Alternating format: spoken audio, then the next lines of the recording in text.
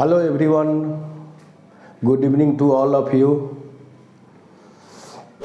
I am Manoj Kumar, your favorite science teacher. You are most welcome at the platform of IMAS Academy. Today we are going to deal the important chapter of class 10 physics, refraction of light. So first of all, try to explain what is the meaning of refraction of light. तो first of all we define the refraction of light. तो the phenomenon of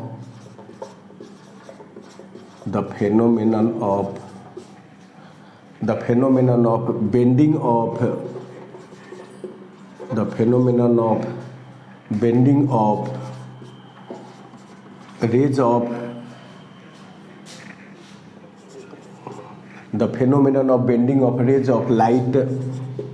rays of light when it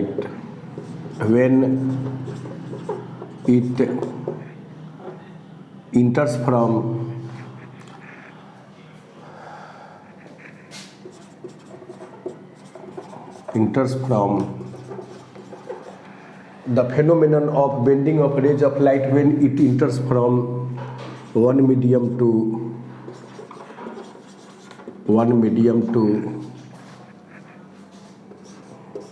another is called refraction of light.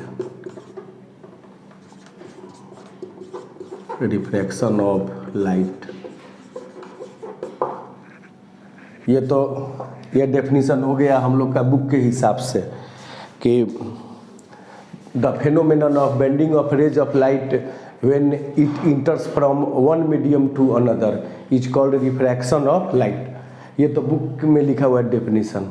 अब इसको थोड़ा सा अब हम लोग अपने भाषा में समझते हैं और इसको एक्सप्लेन करने का कोशिश करते हैं। उम्मीद करते हैं कि आप अच्छी तरह कंसंट्रेट होकर के इस लेक्चर को सुनिएगा और इसमें आने वाले कॉन्सेप्ट को समझ करके अपने साइंस के सेक्शन को इनरिच कीजिएगा। वास्तव में बेटा इसमें जो कॉन्सेप्ट मेरा जो है मेन जो है वो आपको बार बार बतलाया है कि फिजिक्स में जो है वो कॉन्सेप्ट पे बात करेंगे। हम लोग चीज़ों को देखेंगे, समझेंगे और उसके बारे में सोचेंगे और सोच करके इसके एक्सप्लेनेशन को समझेंगे। अब थोड़ा सा वास्तव में जो है वो रिफ्रैक्शन जो हम लोग बोलते हैं वो रिफ्रैक्शन होता क्या है। अब इसको थोड़ा सा हम लोग अपने लैंग्वेज में समझने का कोशिश करते हैं कि इसका मतलब क्या है रिफ्रैक्शन का। देखो गौर करो, पहले इसका एग्जाम्पल हम लोग डे टू डे लाइफ में लेते हैं कि रिफ्रैक्शन का क्या क्या एग्जाम्पल हमको दिखलाई देता है। तो पहले इसके एग्जाम्पल को, जैसे आप एग्जाम्पल के तौर पर इसको समझिए कि अगर आप इमेजिन कीजिए कि एक बकेट में, एक बाल्टी में पानी डाल करके उसमें आप सिक्का को डाल दीजिए, कोई भी कॉइन को डाल दीजिए। देखिएगा क्या कि वह अपने रियल पोजीशन पे नहीं दिखाई देता है, या अपने हाथ को ही जो है वह बाल्टी पर पानी में डाल करके और उसमें अंदर अपना हाथ ही धारे, हाथ को ही अगर डाले तो वो बाबू अपने रियल पोजीशन पे नहीं दिखलाई देगा। या अक्सर अगर आपको फ्लड एरिया में जाने का अगर मौका मिला होगा, बाढ़ वगैरह क्षेत्र में जो गांव देहात में बाढ़ आती है तो जो आपको पता है वो बोट है, जो नाव जिसको बोला जाता है, उस जिस नाव को जो है जिस स्टिक से हम लोग उसको, जिसको लग्गी बोलते हैं, उससे अगर हम लोग उसको पानी में जो है वो जिसको खेवना बोलते हैं, अगर उससे हम लोग खेते हैं तो वो जो है वो लग्गी टेढ़ा दिखाई देता है। आप ऐसे भी कर सकते हैं कि एक बाल्टी ले लीजिए, उसमें पानी डाल करके एक जो है वह स्टिक को डालिएगा, बुझाएगा कि स्टिक टेढ़ा हो गया।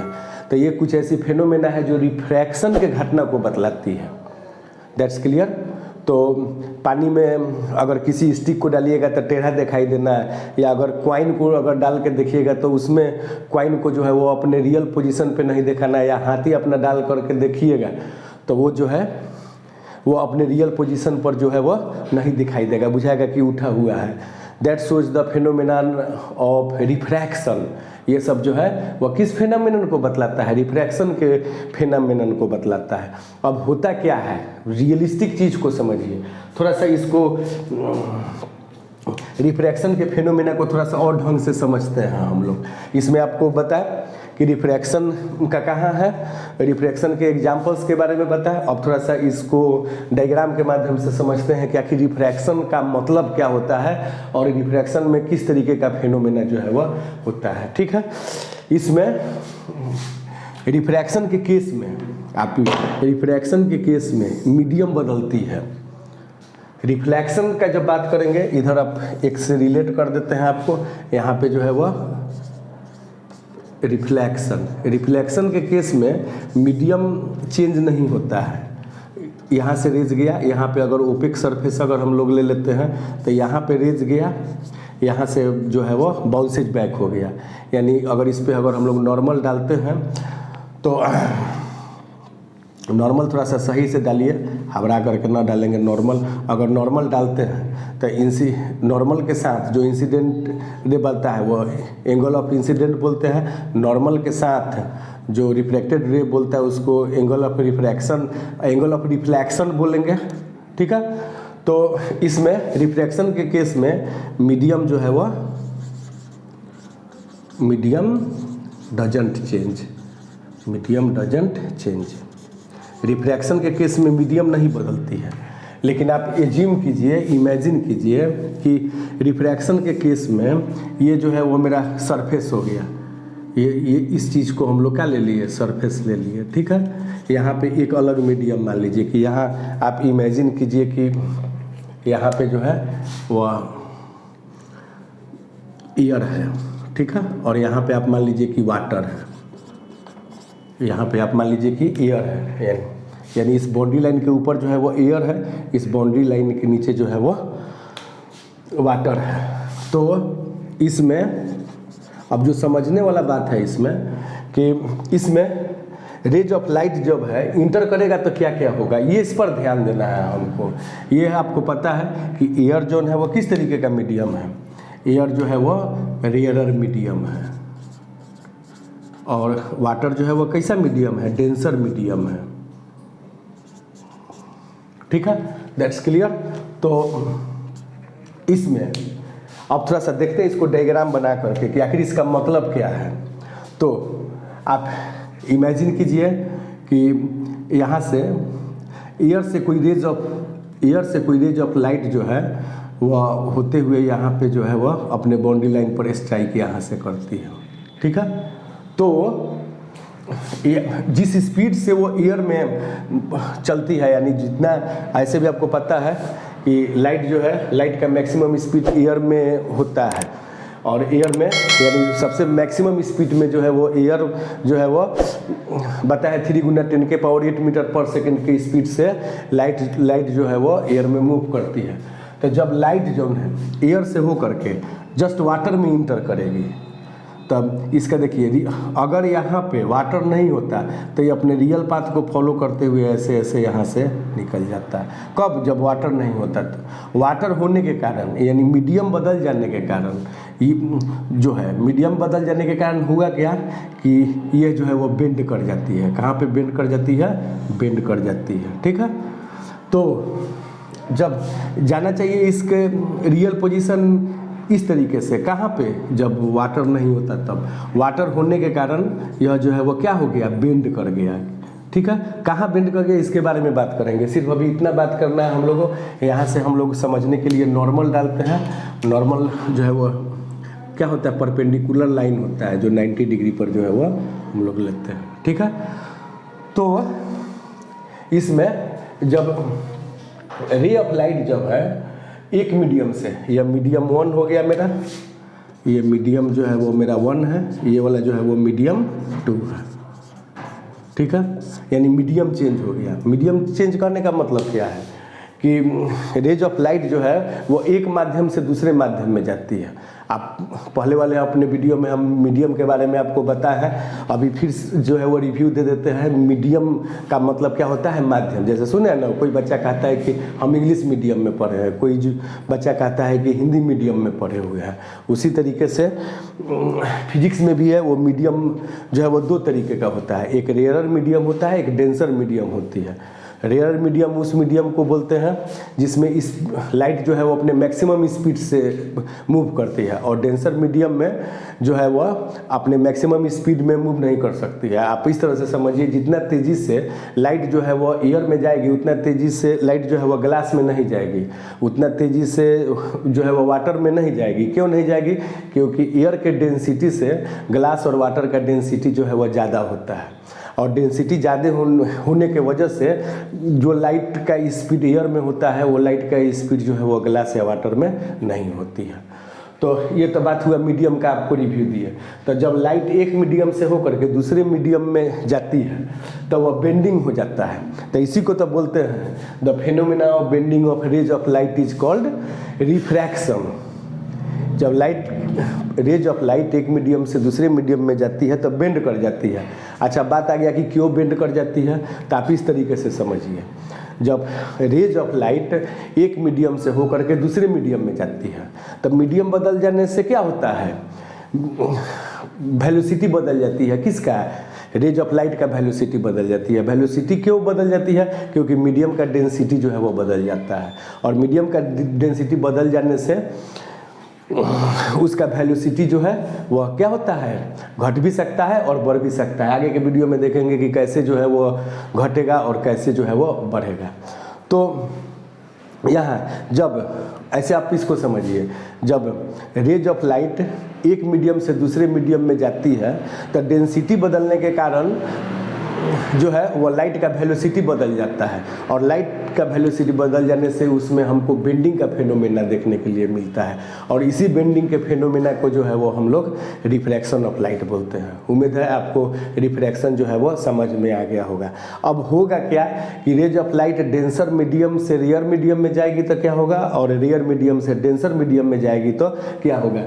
तो इसमें जो नोट जो करने वाला बात है कि रिफ्रैक्शन के केस में मीडियम चेंज हो जाता है, रिफ्लेक्शन के केस में मीडियम चेंज नहीं होता है, लेकिन रिफ्रैक्शन के केस में मीडियम चेंज। तो आप इसको नोट बना के लिखिएगा कि medium changes medium changes in the phenomenon of refraction, in the phenomenon of refraction। Refraction के केस में मीडियम जो है वो क्या होता है बाबू? बदल जाता है। अब इसको थोड़ा सा, ये तो बुक के हिसाब से डेफिनेशन था कि the phenomenon of bending of rays of light when it enter from one medium to another. जब प्रकाश की किरण एक मीडियम से दूसरे मीडियम में जाती है तो वह बेंड कर जाती है। बेंड करने का मतलब क्या है कि दो मीडियम जो आप लिए हैं उसमें से एक मीडियम रेयर मीडियम होगा और दूसरा मीडियम जो है वो डेंसर मीडियम है। स्वाभाविक है कि दोनों मीडियम का डेंसिटी तो एक होगा नहीं, और डेंसिटी नहीं होगा तो वो सेम वेलोसिटी से मूव नहीं करेगी, और हम रिफ्रैक्शन के फेनोमेना को उसमें देखेंगे। आपको एग्जाम्पल भी बता है कि एक आप ऐसे भी कर सकते हैं कि एक बाल्टी ले लीजिए, उसमें स्टिक डाल दीजिए, पेंसिल डाल दीजिए, देखिएगा क्या कि वो अपने एपरेंट रियल जगह पे नहीं दिखाई देगा। क्यों? क्योंकि जब भी रेज ऑफ लाइट जो है वह वाटर से होते हुए एयर से होते हुए वाटर के सरफेस पर आएगी, तो वाटर के सरफेस पर आने पर उसमें बेंडिंग हो जाएगा। क्यों हो जाएगा? क्योंकि जितना तेज से वो एयर में चल रही थी वाटर में नहीं चल पाएगी। अब थोड़ा सा और इसका डिटेलिंग करते हैं कि अगर एक मीडियम से दूसरे मीडियम में रेज ऑफ लाइट जाती है तो क्या क्या पॉसिबिलिटी है, क्या क्या फेनोमेना जो है वह हो सकता है। तो साइंस में खास करके लाइट सेक्शन जो है वह काफ़ी ठंडे दिमाग से समझकर पढ़ने वाला टॉपिक है। उम्मीद है कि आप अच्छे से तैयारी के साथ जो है वह लाइट का तैयारी कीजिएगा, खास और लाइट का तैयारी करके अच्छे से समझ के जो है वो बोर्ड की परीक्षा में अच्छा स्कोर से नंबर लाइएगा। तो इसको थोड़ा सा देखते हैं, इधर उधर का बात नहीं करते हैं और इसको समझते हैं कि रिफ्रैक्शन ऑफ लाइट के केस में क्या क्या पॉसिबल है, क्या क्या पॉसिबिलिटी हो सकती है। तो आप एज्यूम कीजिए कि यहाँ पे the phenomenon of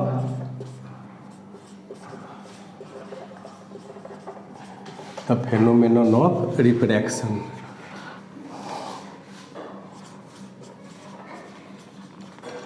the phenomenon of refraction. आप इमेजिन कीजिए कि यहाँ पे एक बाउंड्री लाइन ले लेते हैं अपने समझने के लिए। यहाँ पे बाउंड्री लाइन ले लीजिए।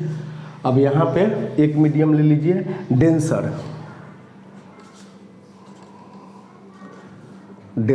एक मीडियम ले लीजिए डेंसर, और इधर मीडियम ले लीजिए रेयर। डेंसर की जगह पे जो है वह वाटर ले लीजिए, और रेयर की जगह पे एयर ले लीजिए। अब होगा क्या, देखिए मान लीजिए कि इसमें ये वाला जो है वो मीडियम मेरा 1 है, यह मीडियम 1 है, और ये मीडियम जो है वो क्या है 2 है। यानी रेज ऑफ लाइट जो है वह वाटर से हो करके यहाँ पे वाटर से हो करके यह इंसिडेंट रेज हो गया, ठीक है। वाटर से हो करके और एयर की तरफ जाएगी, तो जब रेज ऑफ लाइट वाटर से हो करके एयर की तरफ जाएगी तब क्या होगा। तो आप इसमें यहाँ पे अगर पहले यहाँ पे एक परपेंडिकुलर डाल लेते हैं हम लोग। परपेंडिकुलर एक स्टैंड फॉर 90 डिग्री, 90 डिग्री पे हम लोग परपेंडिकुलर को डाल लेते हैं हम यहाँ पे।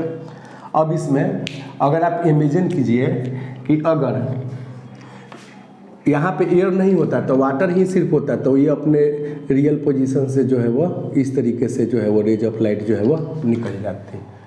लेकिन वाटर से एयर में जाने के क्रम में यह जो है वह अवे फ्रॉम द नॉर्मल जो है वह मूव कर जाएगी। यानी जो रेज ऑफ लाइट को इस तरीके से जाना चाहिए था वो इस तरीके से नहीं जा करके इस तरीके से बेंड कर गया। तो ये जो मेरा नॉर्मल जो है, ये जो परपेंडिकुलर लाइन है वो वास्तव में यह परपेंडिकुलर लाइन जो मेरा जो है वो इसी परपेंडिकुलर लाइन को हम लोग नॉर्मल बोलते हैं, या एग्जैक्ट 90 डिग्री पे होती है। That's clear. तो इसमें ये अब इसमें हम लोग देख रहे हैं क्या कि ये जो रेज ऑफ लाइट जो है वह यहाँ पे क्या हो गया, नॉर्मल से दूर जा रहा है, अवे फ्रॉम द नॉर्मल। यहाँ पे आप देखिएगा यह रेज ऑफ लाइट जो है वो अवे फ्रॉम द नॉर्मल से दूर जाता है। तो इसमें समझने वाला बात है कि जब कभी भी यहाँ पे जब कभी भी लाइट जो है वह denser medium to rare medium में जाती है, denser medium to rare medium में जाती है, तो वहाँ पे क्या होता है, अवे द नॉर्मल जाती है। क्या होता है, away the normal, away the normal. इसका क्या मतलब है ये तो समझ गए होइएगा। इसलिए कि वाटर की डेंसिटी ज़्यादा है और एयर की डेंसिटी कम है, तो जब कभी भी रेज ऑफ लाइट जो है वो डेंसर मीडियम से रेयर मीडियम में जाती है तो वो नॉर्मल से दूर भागती है। नॉर्मल से दूर इसलिए भागती है कि इस मीडियम का डेंसिटी ज़्यादा था, इस मीडियम का डेंसिटी कम था, और इस मीडियम का डेंसिटी जो है वह एयर का जो है वो डेंसिटी है वह एयर में जो है वो लाइट मैक्सिमम स्पीड से ट्रेवल करती है, और वाटर में जो वाटर का डेंसिटी कम होता है और एयर का जो है वह वाटर का डेंसिटी जो है वह ज़्यादा होता है और एयर का डेंसिटी जो है वो कम होता है। और एयर का डेंसिटी कम होने के कारण ये जो है वो लाइट मैक्सिमम स्पीड से जो है वो मूव करेगी। एक बार और आपको रिव्यू देते हैं इसके बारे में।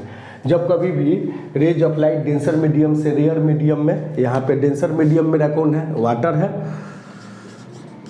और यहाँ रेयर मीडियम कौन है, एयर है। तो आपको पता है कि रेयर मीडियम की जो है वह डेंसिटी जो है वो लेस होती है, और वाटर की डेंसिटी जो है वह डेंसिटी जो है वह मोर होती है एज कम्पेयर टू एयर, इसलिए इसमें इसका स्पीड कम रहेगा और इसमें जैसे ही वह जो है वो वाटर से हो करके और एयर में जाएगी काफ़ी तेज़ी से दौड़ने लगेगी। आप इस तरह से समझिए कि मान लीजिए कि कहीं रेस है, रेस में हमको दौड़ना है, इस तरीके से बढ़िया से बेटा समझो। मान लीजिए कि कहीं रेस ट्रैक डाला हुआ है, उसमें दौड़ना है हमको। आप इमेजिन कियो कि हाफ किलोमीटर में जो है वह बालू बिछा हुआ है और उसके हाफ किलोमीटर के बाद में जो है वह मिट्टी है और मिट्टी पे घास डाला हुआ है। अब तुमको खुद समझो कि उस आधा किलोमीटर को कवर करने में बालू पे, ठीक है ना, तो उस बालू वाला ट्रैक पर जो दौड़ रहा है, आप इमेजिन कीजिएगा क्या कि वो डेंसर मीडियम है और जैसे ही आप वहाँ पे घास वाले पे जाइएगा, उसको मान लीजिए कि रेयर मीडियम है। आप तुम खुद इमेजिन करो कि हम लोग अगर बालू पे दौड़ते हैं तो ज़्यादा एनर्जी भी खर्च होगी और मेरा पैर बालू के अंदर धंस जाने के कारण हम लोग चाह करके भी उतना तेज़ी से नहीं जा पाएंगे। तो अगर मान लीजिए कि 10 बच्चा का रेस है तो 5 तो उधर ही रह गया और 5 जो बच गया, जैसे ही वो बालू से निकल करके और घास के ट्रैक पे जाएगा, उसका स्पीड कहना नहीं पड़ेगा, स्वाभाविक बाबू जो है वो ज़्यादा हो जाएगा। इस तरीके से भी समझिए। तो एक तो ये केस आपको बताएं कि जब कभी भी लाइट जो है वह डेंसर मीडियम से रेयर मीडियम की तरफ जाती है तो क्या होता है। अब थोड़ा सा देखते हैं हम लोग क्या, इसको पलट देते हैं कि अगर लाइट जो है वह रेयर मीडियम से डेंसर में जाएगी तब क्या होगा। अब थोड़ा सा इसको आप इमेजिन कीजिए कि यहाँ पे अपना ये बाउंड्री लाइन हो गया, यहाँ पे जो है वह एयर ले लेते हैं। आपको एयर पता है कि रेयर मीडियम है, रेयर मीडियम है, और एक यहाँ पे ले लेते हैं, यह क्या हो गया मीडियम 1, और इसमें मीडियम 2 जो लेते हैं, इसमें ले लेते हैं यहाँ पे वाटर ले ले या गिलास ले सकते हैं, कुछ भी ले लेते हैं यहाँ पे वाटर ही ले लीजिए। इसको रिवर्स कर दिए, जैसे आप वाटर ले लिए यहाँ पे, तो वाटर कैसा मीडियम हो गया, डेंसर मीडियम हो गया, ठीक है। और यह इसको क्या माने, मीडियम 2। That's clear. अब इसमें थोड़ा सा समझना क्या है कि इसमें भी आप मान लीजिए कि रेज ऑफ लाइट जो है वह स्ट्राइक किया है। आप इमेजिन कीजिए कि थोड़ा सा स्ट्रेट लाइन, इसमें स्ट्रेट लाइन का जो है वह ज़्यादा ध्यान देंगे। The line must be the rectilinear. ऐसे भी आपको पता है लाइट जो है वह लाइट का जो है वह रेक्टिलिनियर मूवमेंट होता है, यानी लाइट जो है वह रेक्टिलिनियर मोशन को शो करती है। रेक्टिलिनियर मोशन करने का मतलब एकदम सीधा स्ट्रेट लाइन में लाइट जो है वो हमेशा सीधा स्ट्रेट लाइन में मूव करती है, इसलिए लाइट के मूवमेंट को रेक्टिलिनियर मूवमेंट भी या रेक्टिलिनियर मोशन भी बोलते हैं। आप इस तरीके से समझिए कि मान लीजिए कि यह रेज ऑफ लाइट है, अगर यहाँ से चल करके यहाँ से यह स्ट्राइक किया इस तरीके से, इस सरफेस पर आ गया, ठीक है। अब यहाँ जो है अगर एयर से इसको कहाँ पे जाना है, वाटर में जाना है। स्वाभाविक है कि एयर के डेंसिटी से वाटर का डेंसिटी जो है वो ज़्यादा होना चाहिए, होता है। और इसमें जितना एयर में जितना तेज़ी से मूव करेगा, वाटर में उतना तेज़ी से मूव नहीं करेगा। क्यों? क्योंकि इसकी डेंसिटी ज़्यादा है। डेंसिटी ज़्यादा होने की वजह से क्या होगा, इसका वेलोसिटी बदल जाएगा। वेलोसिटी बदल जाने के वजह से यह क्या कर जाएगी, बेंड कर जाएगी। अब बेंड किधर करेगी, तो इस पर पहले आप नॉर्मल, अगर आप इमेजिन कीजिए कि इस पर हम लोग परपेंडिकुलर लाइन डाल देते हैं इस तरीके से, इस पे परपेंडिकुलर अगर लाइन अगर हम लोग डाल देते हैं तो आप इसका देखिए पोजीशन को समझिए। अगर वाटर नहीं रहता तो रेज ऑफ लाइट जो है वो अपने एग्जैक्ट पोजीशन से इस तरीके से निकल जाता है। That's clear. अब इसमें वाटर के आ जाने के वजह से, ठीक है, तो और थोड़ा सा इसको एक्सटेंडेड फॉर्म में बनाते हैं। अगर यहाँ पे इस तरीके से मानिए ना, अगर इस तरीके से, ठीक है, अगर वाटर नहीं रहता तो वो अपने रेक्टिलिनियर पाथ को फॉलो करते हुए सीधा स्ट्रेट निकल जाती है। That's clear. अब वाटर आ जाने की वजह से इसका डेंसिटी जो है वह ज़्यादा हो गया। डेंसिटी ज़्यादा करने की वजह से तो ये टुवार्ड्स द नॉर्मल मूव कर जाएगा। कहाँ करेगा, towards the normal. That's clear. तो यहाँ से इस तरीके से, ठीक है। तो टुवर्ड्स द नॉर्मल कहने का मतलब है कि नॉर्मल की तरफ, ये जो नॉर्मल लाइन है उस नॉर्मल लाइन की तरफ जो रेज ऑफ लाइट को इधर की तरफ जाना चाहिए, अगर वाटर नहीं होता तो अब इधर की तरफ जो है वो नॉर्मल की तरफ जो है वो मूव कर गया। तो यहाँ पे आप देखिए, यहाँ एग्जैक्ट पोजीशन ही होना चाहिए, लेकिन यही जो है वो एपरेंटली जो है वो मूवमेंट जो है वो इस तरीके से। ऐसा क्यों हुआ? क्योंकि बेंडिंग जो है यहाँ जो नॉर्मल है, यहाँ अगर हम लोग परपेंडिकुलर लाइन जो इस पर डाले हैं जो नॉर्मल है, या किस चीज़, ये लाइन किस चीज़ को दिखा रहा है? नॉर्मल को। तो इसमें जो याद रखने वाला बात है कि जब कभी भी लाइट जो है, जब कभी भी लाइट जो है वह rare medium to denser medium के तरफ अगर मूव करेगा, तो इसमें देखिए अवे फ्रॉम द नॉर्मल चला गया है, इसमें जो है टुवर्ड्स द नॉर्मल चला जाएगा, ठीक है। इसमें towards the normal, that's clear. तो ये आप जो है वह एमसीक्यू के लिए याद रखिएगा कि जब कभी भी लाइट जो है डेंसर से मीडियम, डेंसर से रेयर मीडियम में जाएगा तो अवे फ्रॉम द नॉर्मल जाएगा, अगर रेयर मीडियम से डेंसर मीडियम में जाएगा तो टुवर्ड्स द नॉर्मल जो है वह इसमें जो है वह मूव करेगा। अब थोड़ा सा इसमें समझते हैं कि अब इसमें ये तो आपको क्लियर हो गया होगा कि रिफ्रैक्शन क्या होता है, और रिफ्रैक्शन के बाद में कब जो है वह rays of light towards the normal जाएगा और कब जो है वह अवे द नॉर्मल जाएगा।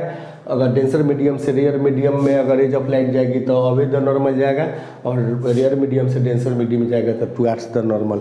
अब इसमें हमको जो आगे का सेक्शन जो हमको समझने वाला है वो समझने वाला है रिफ्रैक्शन थ्रू ग्लास स्लैब, ठीक है। अगर एक ग्लास स्लैब को लेकर के उससे हम रेज ऑफ लाइट को जो है रिफ्रैक्ट कराते हैं तो हमको क्या देखने के लिए मिलता है, इसमें भी है जो थोड़ा सा कॉन्सेप्ट को इसको सीखेंगे। कॉन्सेप्ट जो देखिए पूरा साइंस का सब्जेक्ट है वो कॉन्सेप्चुअल है, फिजिक्स, खास करके फिजिक्स में इसमें जो है वो याद करने की गुंजाइश जो है वो नहीं के बराबर है। इसमें लिखे गए आप कॉन्सेप्ट को देखिए, समझिए, पढ़िए, प्रैक्टिस कीजिए और लिख लिख के प्रैक्टिस कीजिए, आपको ज़रूर समझ में आएगा।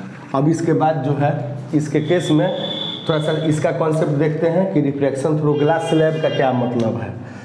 यहाँ पे refraction through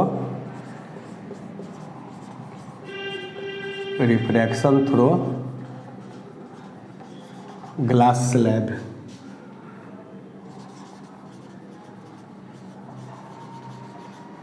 refraction through glass slab, ये ग्लास स्लैब से रिफ्रैक्शन हो रहा है, इसका क्या मतलब है?